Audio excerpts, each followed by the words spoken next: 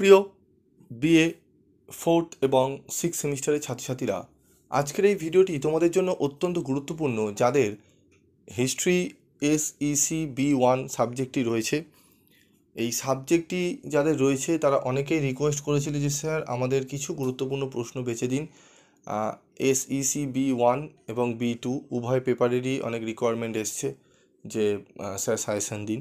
তো আমি B2 already গতকাল আমি দিয়ে দিয়েছিলাম, গত পরশু মনে হয় দিয়েছিলাম আমি বলেছিলাম B1ও দেব।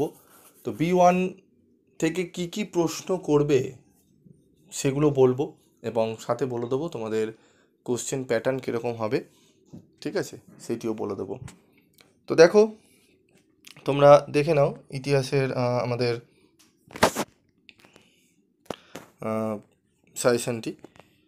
History general museum and archive in India সেক B1 ফুল মার্কস 80। গুরুত্বপূর্ণ 50 নম্বরের কি কি প্রশ্ন আমরা পড়ব। তো তার আগে বলি, তোমাদের 50 নম্বরে একটি প্রশ্ন করতে হবে এবং 15 নম্বরে দুটি প্রশ্ন, 80 নম্বরের পরীক্ষা হবে। তো 50 নম্বরের প্রশ্ন কমন পেতে মাত্র একটি প্রশ্ন পড়লেই তোমাদের হবে। সেই একটি প্রশ্ন কি সেটি দেখো, তোমরা দেখতে পাচ্ছ স্ক্রিনে, যে সংগ্রহশালা বা মিউজিয়াম বলতে কি বোঝো? উপযুক্ত উদাহরণ সহ বা সমেত যে কোনো দুই প্রকার সংগ্রহশালার সংক্ষিপ্ত বিবরণ দাও, অথবা আন্তর্জালে তোমার দেখা যে কোনো একটি সংগ্রহশালা, স্মৃতিসৌধ বা লেখাগারের ওপর 1000 শব্দের মধ্যে একটি প্রতিবেদন লেখো। ঠিক আছে। 2, এই প্রশ্নটি আরেকটি ঘুরিয়ে আসতে পারে, 2 সাম্প্রতিককালে তোমার দেখা যে কোনো একটি জাদুঘর সম্পর্কে প্রতিবেদন লেখো। এই দুটি প্রশ্ন যদি ভালো করে তোমরা করে যাও, ঠিক আছে, সংগ্রহশালা, স্মৃতিসৌধ বা লেখাগারের ওপর যে কোনো একটা স্মৃতিসৌধ, ঠিক আছে, হাজারদুয়ারি হতে পারে, তাজমহল হতে পারে, যে কোনো একটা স্মৃতিসৌধ সম্পর্কে তোমরা 1000 শব্দের মধ্যে একটা প্রতিবেদন লিখতে হবে। ঠিক আছে।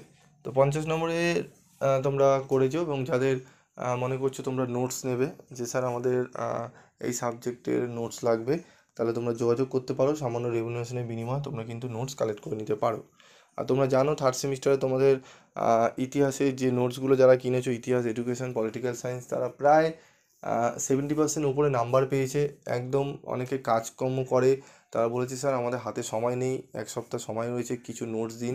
তো তারা পর্যন্ত আমি দেখেছি 60% উপরে নাম্বার পেয়েছে। ঠিক আছে, তারা জানিয়েছে স্যার আপনার নোটস ফলো করে আমরা নাম্বার পেয়েছি। তো তোমরাও যদি এরকম হয়ে থাকো যে পিপি স্টাডি ক্লাসের নোটস সাজেশান পেয়ে তোমরা এরকম নাম্বার পেয়েছো, অবশ্যই তোমরা কমেন্ট বক্সে লিখে জানিও। আমি তোমাদের কমেন্টসগুলো কমিউনিটিতে দেব, যাতে সকলেই জানতে পারে যে আমরা একে অপরের পরিপূরক হয়ে আমরা ভালো রেজাল্ট করতে পারি। ঠিক আছে, খুব সামান্য রেমুনারেশনের বিনিময়েও, আমরা সামান্য পয়সার বিনিময়ে আমরা কিন্তু ভালো রেজাল্ট করতে পারি।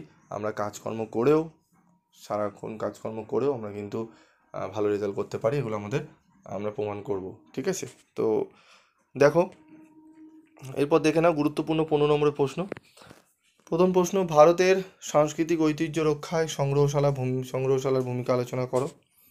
লেখাগার বলতে কি বোঝো? উচ্চশিক্ষা ও সংস্কৃতির বিকাশে লেখাগারের গুরুত্ব আলোচনা করো। 3, ভারতীয় জাদুঘরের ইতিহাসের বিবরণ দাও, অথবা ভারতের প্রথম সংগ্রহশালার ইতিহাস সংক্ষেপে আলোচনা করো। সংগ্রহশালা বা মিউজিয়াম বলতে কি বোঝো? এটা বোঝো হবে, বোঝো হয়ে গেছে। সমাজে সংগ্রহশালার ভূমিকা কি?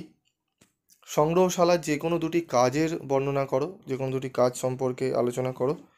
ভারতের সংগ্রহশালার প্রকারভেদ আলোচনা করো।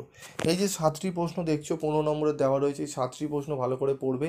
এখান থেকেই দুটো প্রশ্ন তোমরা অনায়াসে কমন পেয়ে যাবে, এবং 50 নম্বরেও তোমাদের প্রশ্ন বলে দিয়েছি। তো এগুলো তোমরা কমন পেয়ে যাবে। আর প্রত্যেকটি কোশ্চেনেরই আদর্শ উত্তর তোমাদের নোটস করা রয়েছে, তোমরা যদি নিতে চাও অবশ্যই যোগাযোগ করতে পারো। এবং বাদবাকি সাবজেক্টেরও SEC পেপার, আমি সেক পেপারের সাজেশান নিয়ে হাজির হব। তো তোমার কোন পেপারের সাজেশান লাগবে অবশ্যই কমেন্ট বক্সে লিখে জানিও, যদি অ্যাভেলেবেল হয় অবশ্যই তোমাদের সামনে আমি তুলে ধরবো। তো আজকের মতো ভিডিওটি শেষ করছি, দেখা হচ্ছে পরবর্তী ভিডিওতে। সকলে ভালো থেকো, সুস্থ থেকো।